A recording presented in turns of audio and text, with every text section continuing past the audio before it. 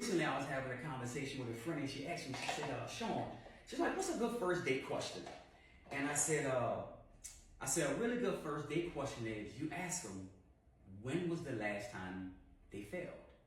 What's the last thing you failed at in life? I say with that question, and she was like, well, why? That's kind of, it's intrusive. I said, well, yeah, you want to be intrusive, but you're being intrusive in how the person thinks. I said, most of the time, if you ask a person what's the last thing they failed at, it's a direct question, but if y'all got a good vibe, the person instantly is going to get vulnerable because the person realizes you're being authentic because this is not a question we have on a first date. So you really want to get to know me. So that person, 9 times out of 10, they will be truthful with you.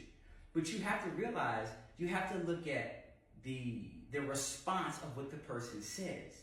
Because most of the time in relationships, we talk to look for the security in relationships and the tangibles of what we do in our leisure time. But nobody realizes how much more prosperous a relationship would be if we got down to do we think the same? So if you ask a person when the last time you failed, in that answer, most of the time you're going to find out what's this person's expectation of themselves. What is their expectation? What are they trying for? Number 2, how do they assess what happened? Do they blame people or do they assign everybody their percentage and say, yeah, I failed, but I didn't get here by myself, but I got to get myself out of this. And the third thing, how do they pivot? How have they had to change? But in change, you realize what type of character the person has. This is a character question. This is not a what can you buy me or what can you bring me. This is a character question because we don't ask questions like this when we get in relationships. And what happens is we realize we start the conversation out wrong, and the conversations just go down this path of poverty. It's just straight poverty. I'll tell you the difference in asking that question on the first date and not asking that question on the first date.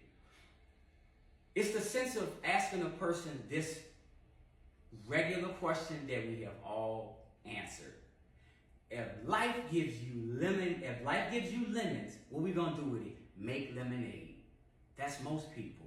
But if you give me lemons, I'm gonna open those lemons, take that seed, I'm gonna find good soil. I'm gonna find some good soil. I'm gonna take that water, I'm gonna water those seeds. And when we watering these seeds, we're gonna be getting to know each other. We're gonna be fasting, but we're gonna be planning. And when everybody show up, we're gonna sell lemons. That's the difference in what type of questions you ask a person when you first meet them. Because you realize we gotta be thinkers. Are you dealing with somebody that can think?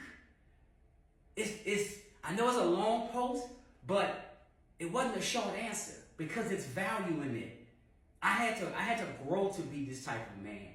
But you gotta see in every time you meet somebody, don't look at what they can give you tangible. Look at what you can create with them. It's endless.